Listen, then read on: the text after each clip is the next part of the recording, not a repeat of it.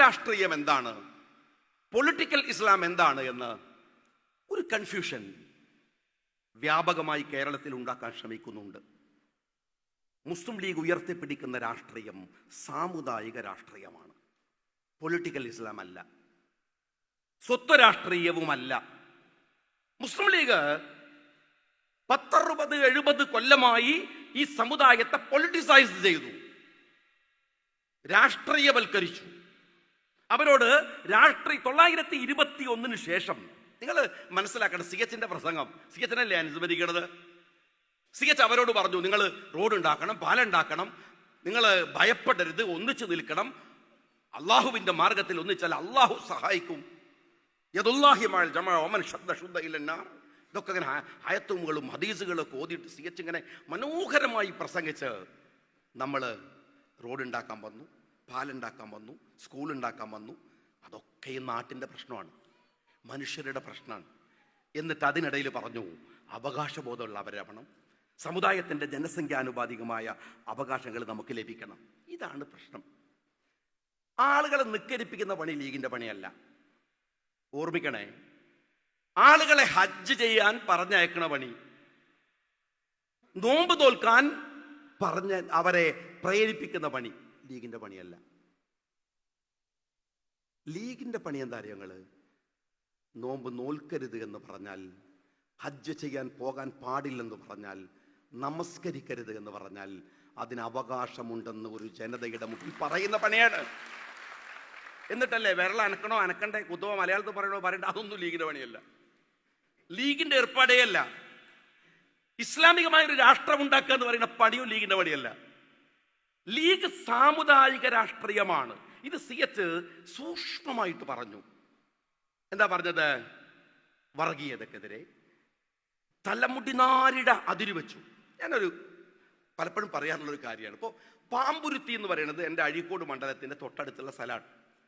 പാമ്പുരുത്തി പാലവും CHും തമ്മിലൊരു ബന്ധമുണ്ട്. പാമ്പുരുത്തി ഒരു മുസ്ലിം ഭൂരിപക്ഷ പ്രദേശമാണ്. അവിടെ പാലല്ലേ, ഒരുപാട് ജനങ്ങൾ ബുദ്ധിമുട്ടി, കുട്ടികൾക്ക് സ്കൂളിൽ പോകാനൊക്കെ ബുദ്ധിമുട്ടാണ്, തോണിയിലൊക്കെ പോകണം.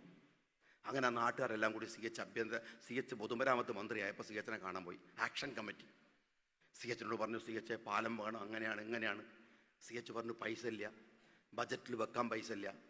അങ്ങനെ ആക്ഷൻ കമ്മിറ്റി നിരാശരായിട്ട് പുറത്തിറങ്ങുമ്പോൾ അതിനകത്തുനിന്ന് ലീഗിൻ്റെ 2-3 ആൾക്കാർ പാഞ്ഞുള്ളിലേക്ക് പിന്നെയും കയറി. എന്നിട്ട് CHനോട് ചെവി പറഞ്ഞു, CH ആ പാലത്തിൻ്റെ പ്രശ്നം എന്താ അറിയോ? അവിടെ മഹാഭൂരിപക്ഷം മുസ്ലിങ്ങളാണ്, ആ പാലം വന്നാൽ മുസ്ലിങ്ങൾക്ക് ഭയങ്കര ഉപകാരം ഉണ്ടാവും. CH പറഞ്ഞു, മുസ്ലിങ്ങൾക്ക് ഉപകാരമുള്ളൊരു പാലത്തെക്കുറിച്ച് ഞാൻ കേട്ടിട്ടുണ്ട്, അതിൻ്റെ പേര് സിറാത്ത് പാലം എന്നാണ്, പാമ്പുരുത്തി പാലം എന്നല്ല. അതിൻ്റെ പേര് സിറാത്ത് പാലം എന്നാണ്, പാമ്പുരുത്തി പാലം എന്നല്ല. ഏറ്റവും സൂക്ഷ്മമായ ഇടത്തിൽ പോലും വർഗീയത പറയാത്ത, മറ്റുള്ളവരെ വേദനിപ്പിക്കുന്ന ഒരു വാക്കു പറയാത്ത സൂക്ഷ്മത പുലർത്തിയിട്ടുള്ള രാഷ്ട്രീയമാണ് ലീഗിൻ്റെ സാമുദായിക രാഷ്ട്രീയം. ഇവിടെ ഈ പ്രശ്നത്തിൻ്റെ കാരണം എന്താ അറിയങ്ങൾ? നമ്മൾ രാഷ്ട്രീയം പറഞ്ഞ് ജമാഅത്തെ ഇസ്ലാമി ഏകദേശമൊക്കെ പൊളിറ്റിസൈസ് ചെയ്ത് നമ്മളെ വഴിയിലേക്ക് വന്നു. ഇപ്പോൾ ഓരേതാ നമ്മളേതാന്ന് അറിയാത്ത ചെറിയൊരു കൺഫ്യൂഷന് നാട്ടിലുണ്ടായിട്ടുണ്ട്.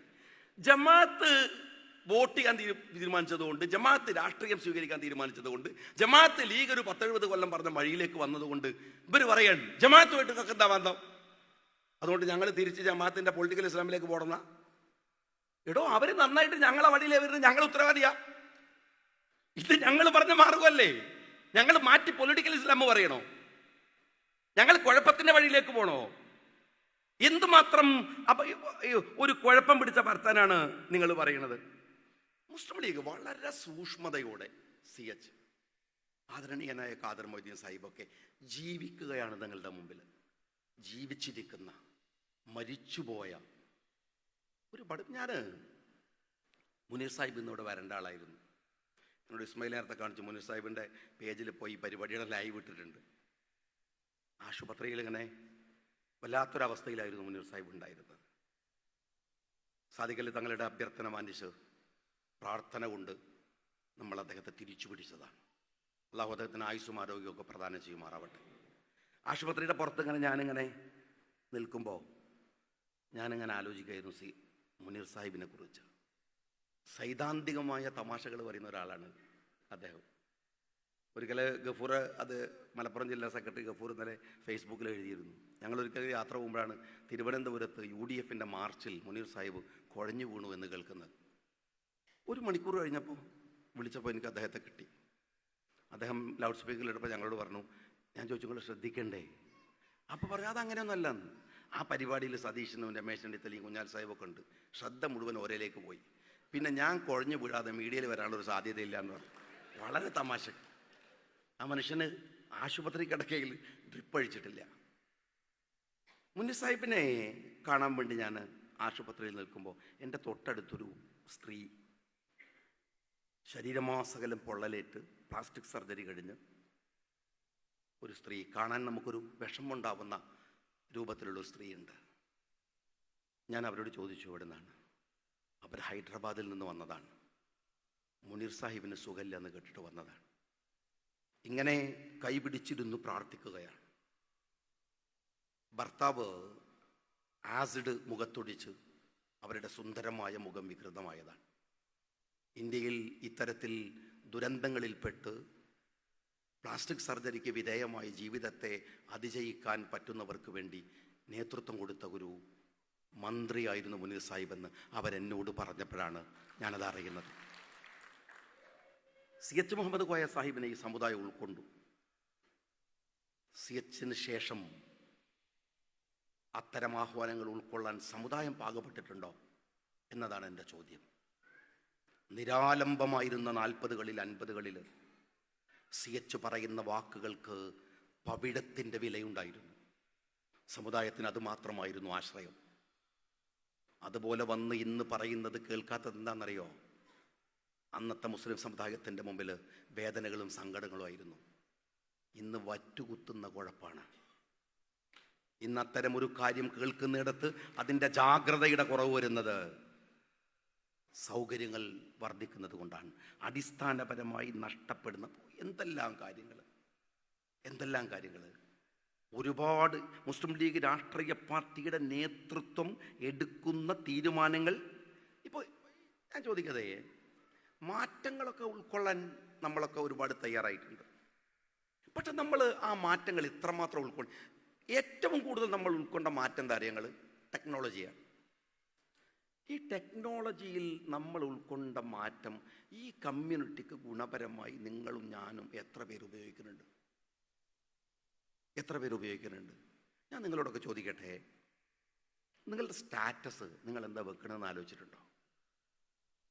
നിങ്ങൾ ഉണ്ടാക്കുന്ന റീല് ഈ സമൂഹത്തിനും നാട്ടിനും എത്രമാത്രം ഗുണമുള്ളതാണ് നിങ്ങൾ ആലോചിച്ചിട്ടുണ്ടോ? എൻ്റെ കൂടെ എന്നോട് സ്നേഹമുള്ളത് കൊണ്ട് എൻ്റെ അടുത്ത് വന്ന് സെൽഫി എടുത്തിട്ട് അത് സ്റ്റാറ്റസ് ആക്കുക. എന്നെ പോലത്തെ ഒരു സാധുവിൻ്റെ ഒക്കെ സ്റ്റാറ്റസ് ആക്കേണ്ട വല്ല കാര്യമുണ്ടോ? ഞാൻ അറിയാനായിട്ട് ചോദിക്കുകയാണ്.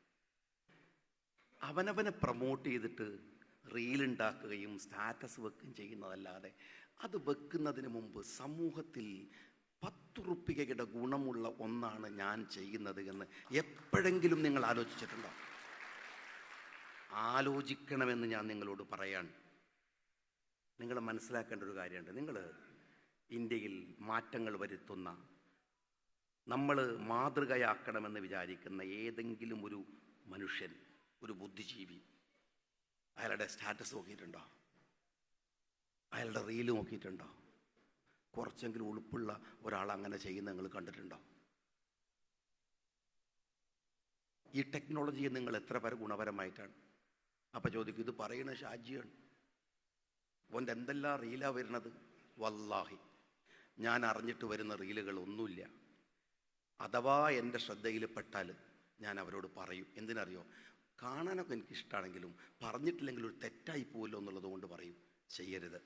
പ്രസംഗം കൊടുത്തോട്ടെ, നല്ലതാണ്, പ്രസംഗം ആൾ കേൾക്കാൻ വേണ്ടിയാണ് പറയണത്. അല്ലാണ്ട് കാറിൽ പോകുന്നത്, ബൈക്കിലിരിക്കുന്നത്, നടന്നു പോകുന്ന സ്ലോ മോഷൻ, സിനിമാ നടന്മാരെ പോലും വെല്ലുന്ന ഷോകൾ, അതാണോ നിങ്ങളിൽ നിന്നൊരു സമൂഹം പ്രതീക്ഷിക്കുന്നത്? നിങ്ങൾ വിചാരിക്കുന്നുണ്ടോ അങ്ങനെ? നിങ്ങളുടെ ഇടയിൽ ചില സുഹൃത്തുക്കൾ എൻ്റെ പേരിൽ പാട്ടുണ്ടാക്കിയപ്പോൾ എന്തൊരു രസമാണ്, എനിക്ക് ഞാൻ ഒറ്റ കുറേ കേട്ടു, ആരും കേട്ടാൽ മോശം വെച്ചിട്ട്. പക്ഷേ ഞാൻ അവരോട് പറഞ്ഞത് വേണ്ടായിരുന്നു. എന്തിനറിയോ? ഒരു സമാധാനത്തിനാണ്. തല്ലിപ്പൊളിയല്ല നമ്മൾ എന്ന് നമ്മളെ ബോധ്യപ്പെടുത്താനാണ്. രാത്രി കിടങ്ങുമ്പോൾ ഛേ എന്ന് പറയാതിരിക്കാനാണ്. CH ഓർത്താൽ മാത്രം പോരാ. ഒരു സമുദായത്തിന് വേണ്ടി മെഴുകുതിരി പോലെ ഒഴുകി എന്നൊന്നും പറഞ്ഞാൽ മാത്രം പോരാ. അങ്ങനെ ജീവിച്ചവരവരൊക്കെ അവനവനെങ്ങനെ പ്രൊമോട്ട് ചെയ്തിട്ട് നാട്ടുകാരെ കാണിച്ചിട്ട് അതിൻ്റെ മാർക്കറ്റിൽ ജീവിച്ചവരല്ല 42 കൊല്ലം കഴിഞ്ഞിട്ടും നമ്മൾ ഓർക്കുന്നത്. ആ നന്മ കൊണ്ടാണ്. ഞാൻ ഈ അടുത്ത് ബഹാവുദ്ദീൻ ഉസ്താദ് ഇപ്പം നമ്മളുടെ ഒരു ട്രെൻഡാണല്ലോ. ബഹാവുദ്ദീൻ ഉസ്താദിൻ്റെ ഒരു പ്രസംഗം ഞാൻ കേട്ടു ഈ അടുത്ത്. ബഹാവുദ്ദീൻ ഉസ്താദ് പ്രസംഗിക്കുമ്പോൾ അദ്ദേഹം പറയുകയാണ്, അപ്പം അദ്ദേഹത്തിൻ്റെ പ്രസംഗം കേട്ടപ്പോൾ ഞാൻ ആ പരിപാടി മുഴുവൻ ലൈവായിട്ട് കണ്ടു. ലൈവായിട്ടല്ല, ഞാനത് എടുത്തിട്ട് കണ്ടു. നോക്കുമ്പോൾ ഒരാൾ അദ്ദേഹത്തിൻ്റെ ഒരു സ്ഥാപനത്തിനകത്ത് സ്വാഗതം പറയുകയാണ്. മനോഹരമായ അറബിയിൽ ഉസ്താദ് പ്രസംഗം തുടങ്ങി. ആ അറബിയിൽ അദ്ദേഹം സ്വാഗതം പറയുന്നുണ്ട്, സൂഫി വര്യനാണ് ഈ മനുഷ്യൻ എന്നൊക്കെ പറഞ്ഞ് ബഹാവുദ്ദീൻ ഉസ്താദിനൊക്കെ കയറ്റി അടിക്കുന്നുണ്ട്. ബഹാവുദ്ദീൻ ഉസ്താദിൻ്റെ പ്രസംഗം തുടങ്ങിയപ്പോൾ അദ്ദേഹം പറഞ്ഞു, ആ അറബി ഇവിടെ ഇരിക്കുന്ന ഈ സദസ്സിലെ എത്ര ആളുകൾക്ക് മനസ്സിലായിട്ടുണ്ട്? ഈ നിന്റെ ഭാഷാ പാണ്ഡിത്യം കാണിക്കാനല്ലല്ലോ സ്വാഗത പ്രസംഗം. മനുഷ്യന്മാർക്ക് മനസ്സിലായോണ്ടേ അവരെ സ്വാഗതം ചെയ്യണമെന്ന്. അത് മലയാളത്തിൽ പറഞ്ഞാൽ പോരെ?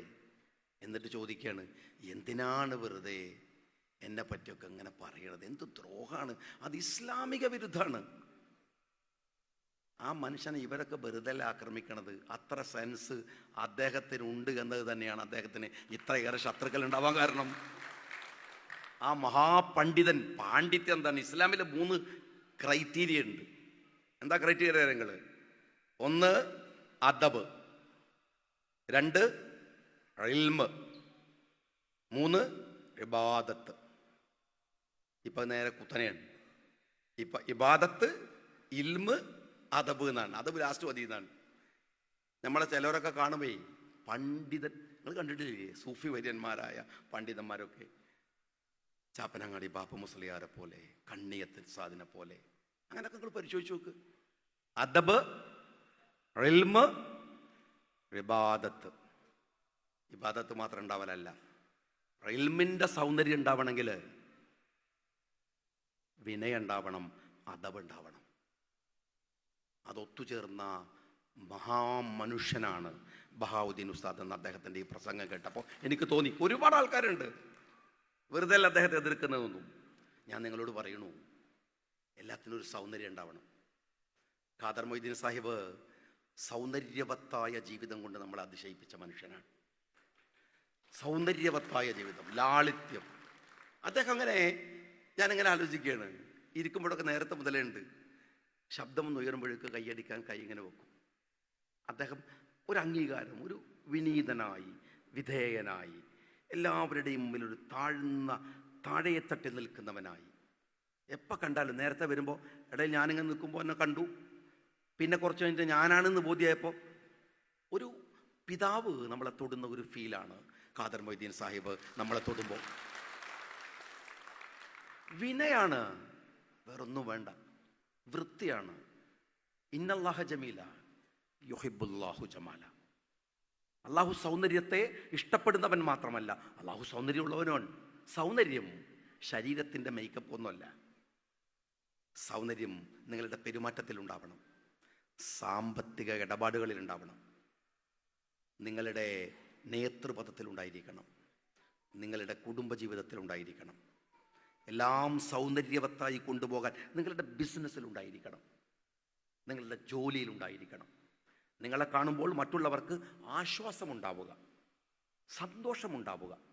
അങ്ങനെ ജീവിച്ച ഒരു വലിയ മനുഷ്യനെയാണ് ഇന്ന് ഈ സദസ്സ് ആദരിച്ചത് എന്നതാണ് ഇന്നത്തെ ദിവസത്തിൻ്റെ പ്രത്യേകത എന്ന് വിചാരിച്ചുകൊണ്ട് അള്ളാഹു ഖാദർ മൊയ്തീൻ സാഹിബിന് ആരോഗ്യമുള്ള ആയുസ് പ്രദാനം ചെയ്യുമാറാവട്ടെ. ഖാദർ മൊയ്തീൻ സാഹിബിൻ്റെ മനോഹരമായ നേതൃത്വം നമുക്ക് അള്ളാഹു തന്ന അനുഗ്രഹം അങ്ങനെ നിലനിർത്തി കുറേ കാലം അത് ആസ്വദിക്കാൻ അള്ളാഹു നമുക്ക് ആയുസ്സും ആരോഗ്യവും ആഫിയത്തും നമുക്ക് നൽകട്ടെ. ഞാൻ എൻ്റെ വാക്കുകൾക്ക് വിരാമം കുറിക്കുന്നു. ജയ് ഹിന്ദ്.